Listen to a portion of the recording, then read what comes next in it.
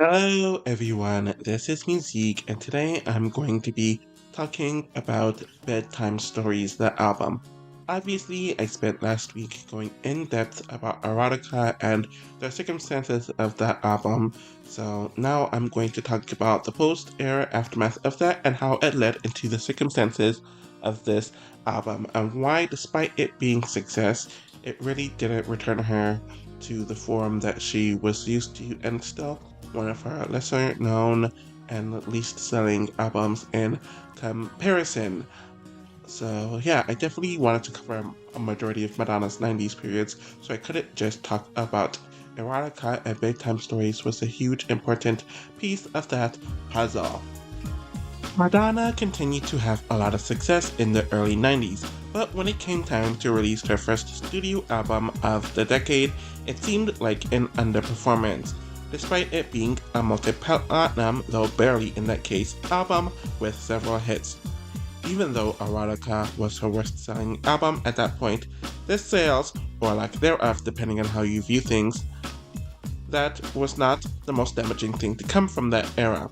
It was her reputation and image, and how negative it was, where there was a lot more to dislike, disdain, and exhaustion, or a lot of people who felt that way instead of love. So what people do in scenarios like this is that they either stay the same or reinvent themselves to improve their luck, and the queen of reinvention did just that. The thing is, she cannot reinvent herself like she did in the 80s, as the mid-90s is a completely different climate.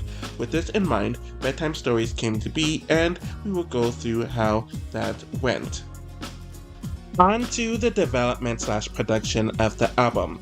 It was initially planned for Madonna to work again with Shep Pettibone, who was one of the key figures in the makings of the Erotica album, but it became clear from the early sessions that it was becoming an Erotica 2.0. Madonna in general is not one who likes to repeat projects anyways, but also with her position at this point, she cannot afford to have another Erotica 2.0, so Pettibone was dismissed from the project. So a change in direction happened, and she sought out Babyface after hearing his When Can I See You Again song, so she linked up with him and worked on 3 songs, where 2 of them ended up on the album. Forbidden Love and Take a Bow were the 2 songs that made it on the album, and through him, she met Dallas Austin, who worked with TLC, their first album Ooh on the TLC tip, where the 2 of them created Secret, Don't Stop, and Sanctuary. Working with high-profile producers was not Madonna's thing, and a part of me wonders if it was label mandated, or they told her that she cannot afford to make any more screw-ups, so playing it as safe as possible was the move. Other producers like Dave Hall, who produced Human Nature, I'd Rather Be a Lover, Inside of Me, and Love Tried to Welcome Me, was also added on. She claimed that making an R&B album was going back to her roots, since her first album was more R&B-like, though there's some electronic elements that I'm going to get into later on in the video. Also, the recording process was very fragmented due to working with all these high-profile producers who are in many different areas. This included locations like New York, Los Angeles, Atlanta, Burbank, and London. Madonna was also in her mid-30s, as she was turning 36 during the year the album came out, and there was a lot of expectations about people in that age fading out of the business for younger artists and to act a certain way, which maybe played a part into how the album panned out. Can you tell me the concept behind the album, the thinking behind this album? Well, I think most of the songs are about a kind of a spiritual struggle, or coming to terms with a spiritual struggle, or coming to realizations about, well, life, really. I know it sounds kind of general, but that's really what it is. And there's a romantic theme within the album, of course. Yeah. There is a move from sex to romanticism. Well, let's say eroticism and romanticism. Does this mean that this is a new Madonna, a softer Madonna, or have you explored the concept of sex enough?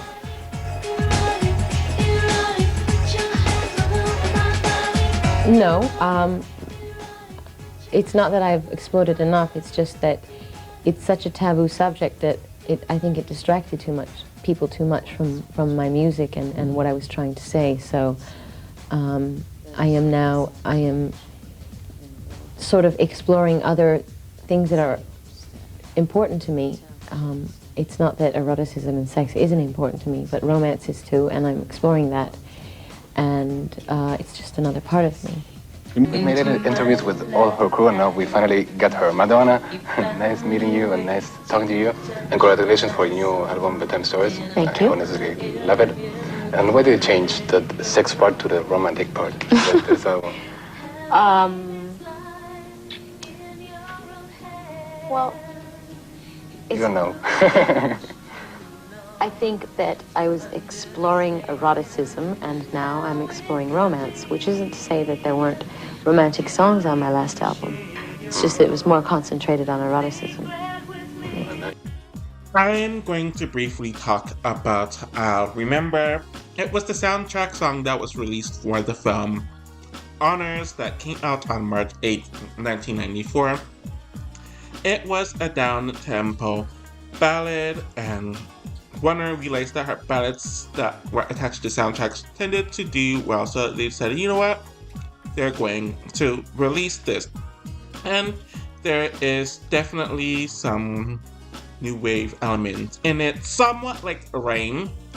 So I guess that makes sense. The song ended up peaking at number 2 on the Billboard Hot 200 charts, and it was a worldwide success. So despite everything that went on with the Erotica era, she was still able to turn out heads.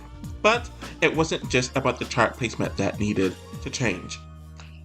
Also, the critics really praised this song and saw it as one of her best. So I think it's kind of ironic because I don't think she's ever performed it live, as I am recording this and has painted virtual dust. Now on to the actual album rollout. Secret was the lead single of the album Bedtime Stories, and they intentionally went with a more understated but groovy song for the lead.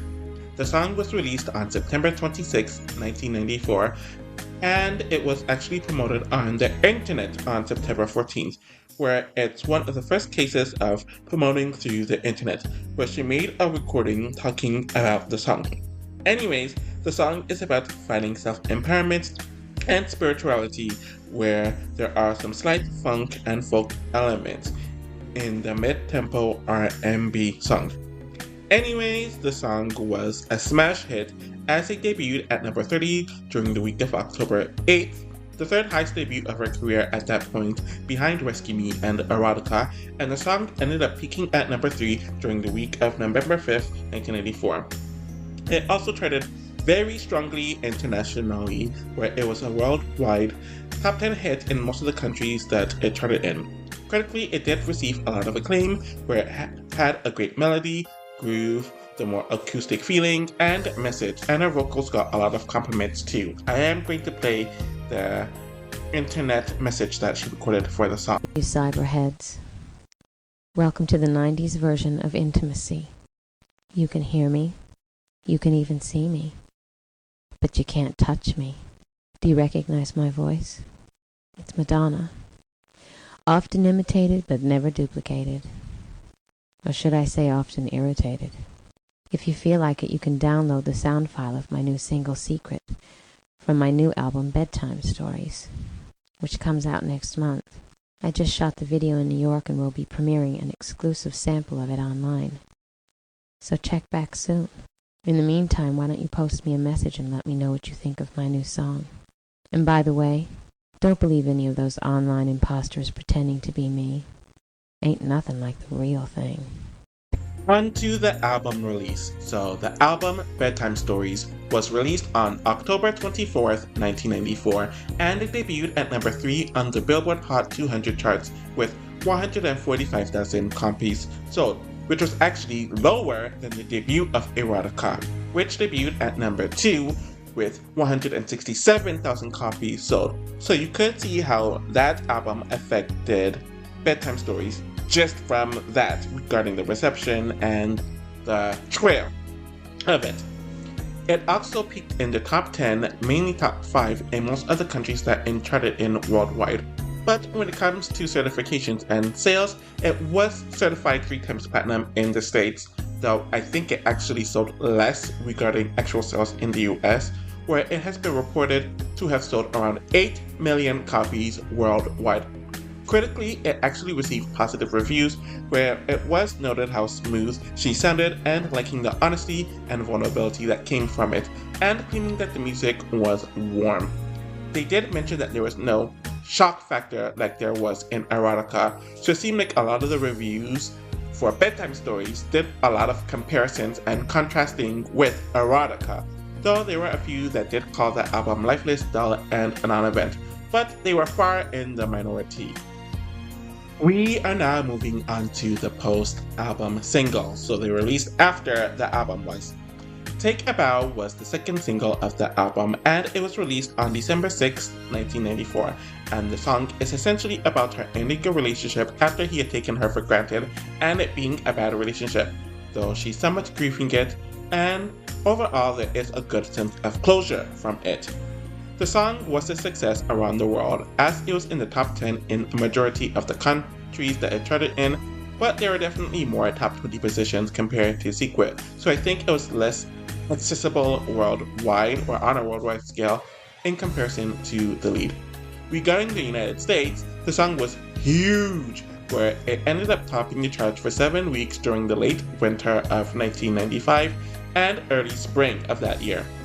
It received a lot of acclaim at the time too, with the lushness, her vocals, and the composition in general being praised. The song was so successful that it became her longest running #1 in the US to date, and it somewhat overshadowed the next single, though I'll get more into that in a bit. The success of Take a Bow kept the album in the top 20 of the Hot 200 charts, so the momentum was kept for a while entering the spring of 1995. So things regarding the album rollout would turn around in the opposite direction from this point onwards. Bedtime Story was the third single of the album, and it was released on February 13th, 1995. It was a huge sonic departure from her last few singles and the content on the album, as it was a Bjork penned single/song produced by Nellie Harper, with Madonna dipping her toes into the electronic lane that she would dive into in the next 6 or so years after this, and wanting another flavor for the album. The song talks about how great unconsciousness is or means, and the rejection of the constraints of language, while there are some other spiritual elements in it that I probably missed. Anyways, when it came to commercial success, it unfortunately did not do well, as it was her first song of hers since Everybody, which was on her debut album over a decade ago at this point, to not make it into the top 40, peaking at number 44 on the Billboard Hot 100 charts during the week of April 29, 1995, and it only spent 7 weeks on the chart overall. It charted in significantly less countries worldwide compared to her last 2 singles, though it had mediocre placements on those charts. A lot of the critics mentioned that it was one of the best songs on the album and how it was very experimental, so it was well received critically. It was barely, and by it I'm referring to Bedtime Stories, was barely hanging onto the top 40 on the Hot 200 charts at this point, and I think it wasn't lower, mainly due to the prior single Take a Bow essentially overshadowing the song and still being very, very, very successful, which I think cancelled out Bedtime Story partially, but this single did not carry the momentum to strengthen the sales of the album, and apparently Madonna wanted this to be an earlier single, but Warner fought against it. Okay, so by the time that this era was starting to reach the third or the fourth quarter, a few things were happening. Obviously, I just talked about the underperforming single of Bedtime Story. There's also the question about whether she was going to tour or not that kept on coming up. And then the third thing that happened is Evita happened. So I'm going to delve a bit more into this later, but it was known by this point that Madonna was cast for Evita, and her attention was definitely going elsewhere, and I definitely do think that affected how the rest of this era performed. It was officially announced on March 15th 1995 that she was cast for Evita, and it was clear that she was just ready to wrap Bedtime Stories up and out of there. And she used the Take a Bow video as an audition for it based on the aesthetic. So, the fourth and final single of the album was Human Nature, which was released on May 30th, 1995. So, the song was created in response to the backlash that she got during the Erotica era. Despite the energy and softness she performed during this era, she was really mad about the backlash that she got over the last 2 to 3 years since that album, and she wanted to respond to it. And if you listen to the song, she isn't sorry at all for what she did on her last album, kind of contradicting the entire image of Bedtime Stories, but making it more complex.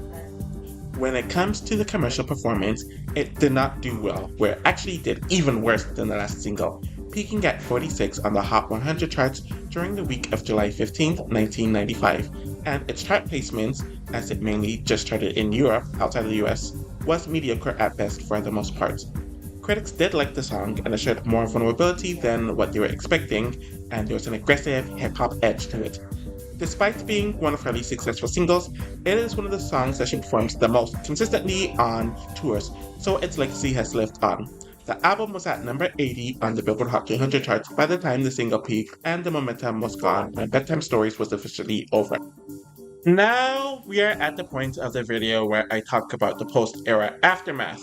And this usually focuses on the immediate post-era aftermath, so at least what happened until their next era, or how it affected their next era. But it could also be long-form post-era aftermath, so things that lasted long-term, way after the album that I am talking about. Anyways, one thing about the post-era aftermath is that the narrative around her started changing, despite her not really apologizing for Erotica at all, which her last single made very clear, though it was probably why that song didn't do well. She was not seen as someone who used stunts for attention and marketing anymore.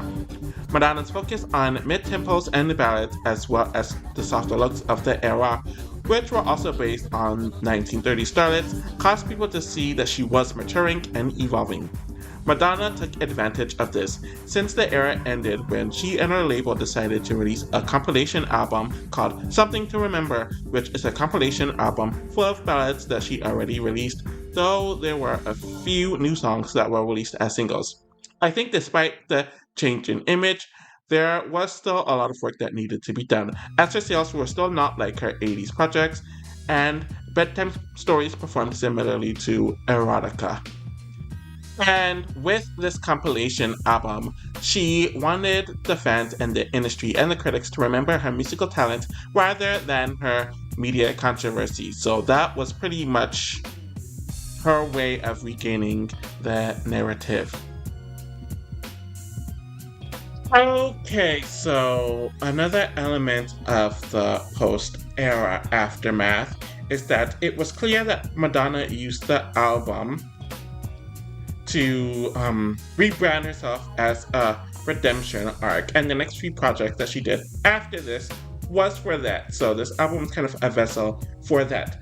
The Take a Bow music video was used, and she created it as an audition piece for the Evita project, as she looked like her through the video and took a lot of Latin elements to incorporate it in that video. And the movie had been in development hell for a while, but it was actually announced that the movie was happening in late 1994. She wrote a letter while sending the video to Ellen Parker while writing that she would really appreciate the role. Despite there being some doubts, she was casted and filming would start in early 1996, though there was a lot of preparation throughout the latter part of 1995. A lot about the Bedtime Stories era came to appear like a means to the end for Evita, and it did work, where her great acting in the movie was her true redemption moment, where her acting was acclaimed for real and she was seen for her talent rather than any stunt. And I feel like this branded redemption was something she could get from Evita in a more efficient way than she could for Bedtime Stories, and this momentum was used to carry into Ray of Light. And the future in general. So, a major change for Madonna regarding the post-era aftermath is that Madonna found out that she was pregnant in the middle of filming Evita, and of course, motherhood was going to mature and change her, and she's a first-time mother at this point. So obviously, with her having a child, she obviously was not going to do a lot of the same things that she did beforehand, and motherhood really, it really means that you have to put someone else first. The life that you have is not just solely about you, and there's other elements and variables that you really have to consider that she and any person who becomes a first time mother didn't think about before, or even realize before they become a mother. And on a general sense, or motherhood should mature you as a person, and I do think that ended up helping Madonna, or help her go towards the path that she was already going towards, but it kind of just sped it up. And her priorities rightfully changed, and she's more cognizant of what to do and what not to do with having another child, or the first of her many children to consider. And then regarding her next studio album, Ray of Light, which came out in 1998, so 4 years after Bedtime Story. And that album was heavily inspired not only just from motherhood, as she gave birth to her daughter in 1996, but spirituality, Sanskrit, and all of that jazz. There's a lot more to it. The electronic sound that was teased on Bedtime Stories through the songs Sanctuary and Bedtime Story was expanded on heavily, and not only just on Ray of Light, but the album that came afterwards in Music, which was in 2000, and that was 6 years after Bedtime Stories. So even with just a little part of Bedtime Stories that ended up carrying her through several years, though it wasn't the popular sound that was on Bedtime Stories with the electro stuff. Anyways, it was truly Ray of Light, where it was seeing that she came back, she had the sales of her 80s albums, she was finally able to be middle-aged and truly evolved. This is how the public saw it, as she was in her 40s at this point, while creating her own name in pop without playing catch-up with the youngins, and it seemed like she was a lot more at peace during this era compared to the past. Also, I do feel like Bedtime Stories and Ray of Light kind of set the standard for how to revamp your image and revamp your music career, and kind of change the narrative about yourself while having bigger success after a more controversial or less selling album. And I feel like people like Lady Gaga kind of used that template and created it in her own way, and it shows that it can happen. Now we are in the what happened section of the video, and this section out of any of them is mainly just my personal opinion, where essentially every other element of the video has a lot more facts in it, while this one, mainly just my opinion. So anyways, what do I think happened with this era? So, one thing that I think happened is that I don't think the general public was still over the erotica era and how much it turned them off. It was only 2 years since that entire era happened, and it also did not help that she was still doing controversial interviews earlier in 1994, just months before Bedtime Stories was released, and it also didn't help that the last single for this album was a non-apology for the last era too, so it kind of just reminded people of it. Okay, so with all of this, Madonna clearly knew this, hence the more muted approach she took with the reinvention of the era. So while the era was so successful, the hits that came from the album and the multi-platinum success and status of the album, it really wasn't enough to make her the best-selling female artist based on the sales of the 90s, and for her to have the same status as she had before.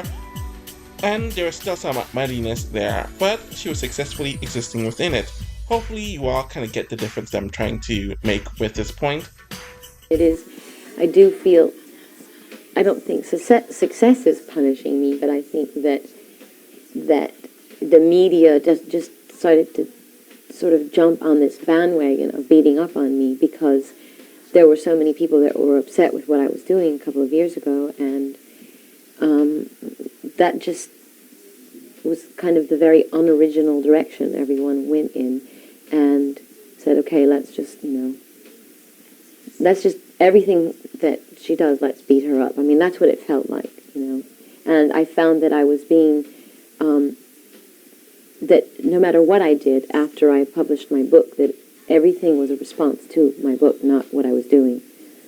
So it did feel kind of like a punishment, but I do hate using that word because everyone at this point has said it to me a million times, and I'm not sitting in my room going, I'm being punished, it's not fair, But has there ever been a time where you have been tempted or have manipulated the press yourself?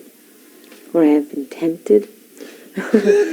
Okay, well, you have manipulated. Well, I suppose I have known that certain things that I would do would provoke a certain reaction. I have known that, so I suppose that is a purposeful manipulation to a certain extent. But on the other hand, it always, I never compromised what I was trying to say artistically, so. Is real success about taking risks and the route to happiness? Or Absolutely, in every way. In every area of your life? In every way, yeah. Yeah. There aren't many people in this world that take risks, though, really. 'Tis a pity. Do you think if you'd been a man, you would have had an easier ride? Actually, there are people that take risks, but they're not famous. You see, most people that are famous want to, and are popular, quote unquote, want to maintain their popularity. So in order to maintain your popularity, you can't take risks, because if you take risks, you might offend people. If you offend people, you can't maintain your popularity. So I know lots of people that take risks. They just don't happen to be in the public eye or in the limelight or whatever you want to call it. Do you think it would have been easier if you had been a man? I mean, in terms of how the media have gone for you because of the sex book. If it had been a man, it would have been a different thing. I think so, yeah. Is that just because society is sexist, is homophobic, is racist? Yes, yes. It's a man's world. We live in a patriarchal society. That's just the way it is. And men make all the rules. What did you want to get across then? With what? With the book, Which what did you want to get across? Because it's obviously been clouded, hasn't it? It's been... Just basically that it's all right to have sexual fantasies, that it's all right to play with them, to talk about them, that it's all right, that there's nothing wrong with you if you're attracted to darker things, that and also to have a sense of humor about it, because most of the writing in the book is very tongue-in-cheek and meant to be taken that way. And actually to take the wind out of like the dark, naughty nature of sexuality, and to make fun of how society like pushes it in a closet and makes everyone feel a sense of shame about it. So, and the fact that everyone reacted that way with a sense of shame was precisely the point that I was trying to make, about society and how we need to change. But you see why I asked it, because in fact it is almost the distraction of... I know. Of those other things. Mm-hmm. Do you think the concentration on In Bed with Madonna and the sexual side and all the discussions, those articles I talk about, has that distracted people away from your talents? Yeah, I think people have gotten sidetracked by certain issues that were so controversial in our society today that people couldn't get past them. They couldn't get past my political statements or my point of views about sexuality and about being free to express yourself, and people just got so hung up on that they refused to see me as an artist. Yeah, but you were sort of pulling those strings, weren't you? So it wasn't as though... Well, I know, I have... No, I don't think of myself as a victim at all, don't get me wrong. But I knew that I was dealing with taboo subjects, and I knew that it was going to upset some people. I didn't think it would upset that many people, and I didn't know that it would resonate for so long. Really? Yeah. Really?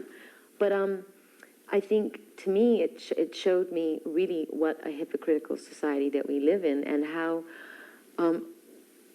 repressed most people really are about their feelings and their fantasies and their identity and who they are in the world. And I think it was very telling about the world. Were you naive, you think, or did you set out to shock?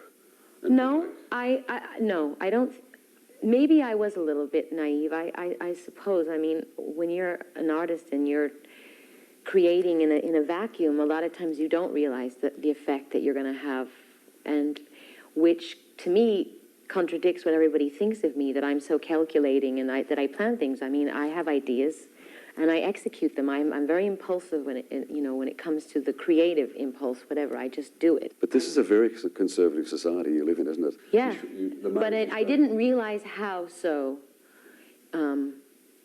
I mean, the very fact that people were telling me when I wanted to put my sex book out, oh, you can't do that, you're going to make so many people mad. Oh, you can't, oh, but you're so popular right now. And the fact that people were telling me I couldn't do it made me want to do it even more, because I felt like, well, what's the difference between me doing this and an actress posing nude for Playboy or whatever? The only difference is that I'm making money off of it. And that's what pissed a lot of people off. I mean, we are surrounded by the same kind of erotic images that I put in my book all the time in film, on television, in magazines and literature and everything. But because I'm a pop icon or whatever you want to call me, which means that I'm popular, which means that my ideas can't be controversial. They have to be popular, and I sort of broke that rule. Yes. It was often said, of course, of Elvis and Marilyn Monroe, wasn't it, that they started out quite radical and quite on the extreme of American society. Right. But society sucked them back in and made them conform. Certainly. Well, Elvis. I think they tried to make him conform. I don't think Elvis Presley was ever able to live up to what people wanted him to be. And I think neither was Marilyn Monroe, and that was their downfall, because I think that they didn't have the survival skills to sort of stick to their guns and say, this is who I am, this is who I want to be, and screw what everybody thinks. And you do? Well, yeah, I think I do. Yeah. Let me read from you then, I presume this, because you partly wrote this song, Inside of Me, from the new album, in which you say that, in the public eye, I act like I don't care. When there's no one watching me, I'm crying. Are you? Sometimes. Another thing that I think happened with the era is that it was way too calculated, and I think everyone kind of knew it was calculated.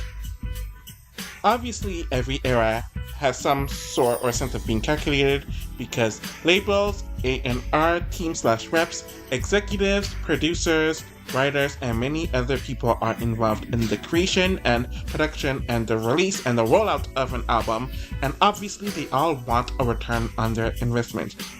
Due to that, there were a lot of elements made to make this album and the rollout as safe and as palatable as possible. You can definitely see this with the release of the first two singles, Secret and Take a Bow, which definitely worked. I don't know if she got bored with the safer rollout and choices of the singles, especially with it being alleged that she wanted different singles, especially for the lead. But obviously it ended up working, and there was a change in the riskier songs being released for the second half of the era.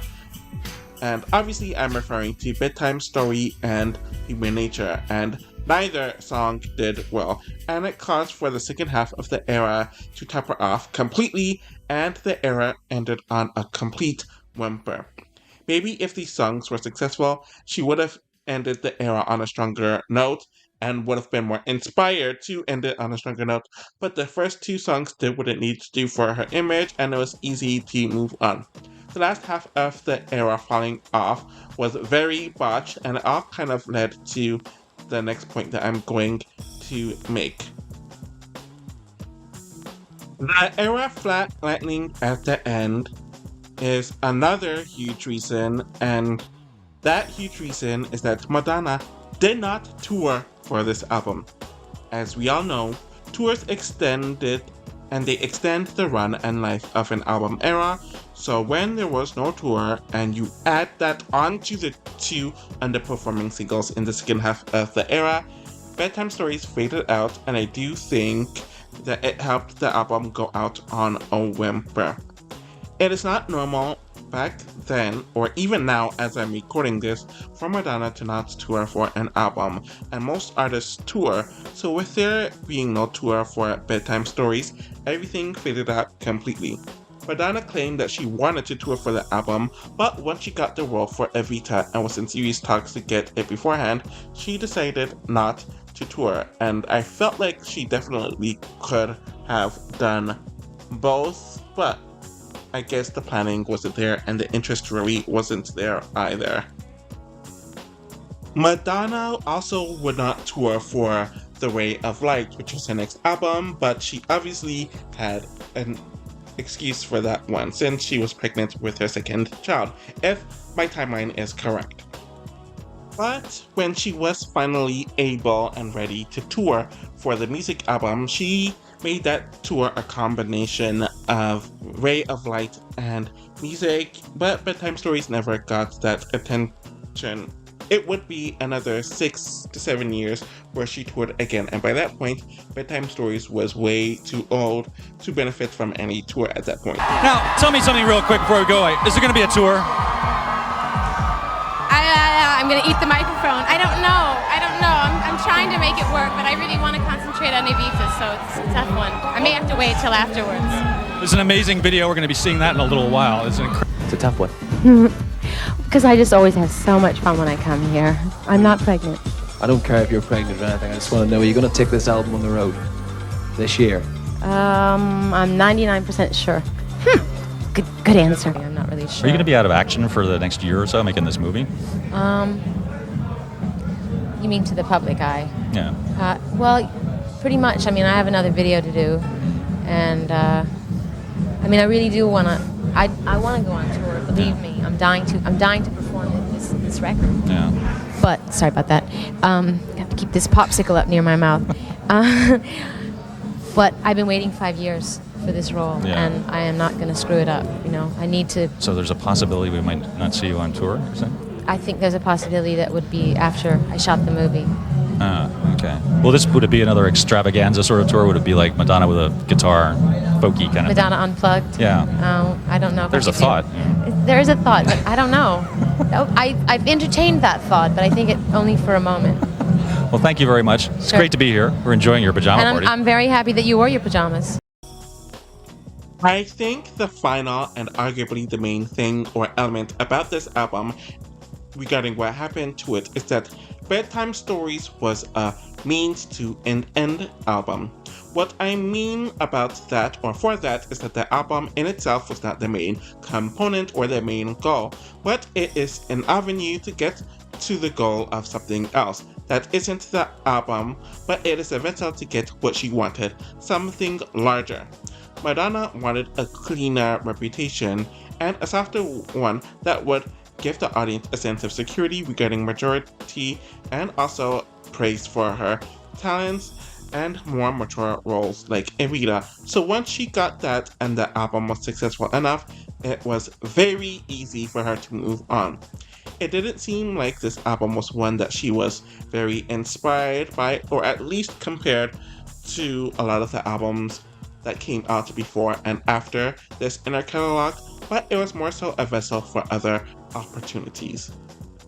And now we are at the final portion of the video, which is the how to fix the era. So this is also based on my opinion, but also reading about what the landscape of the music industry was at the time, what happened with the era, and correcting a few things that could give this album its most likely best case scenario. So I don't know if there's going to be a whole lot that needs to be fixed in my opinion, just in general. Essentially, the first half of the era went off without a hitch and everything was smooth sailing.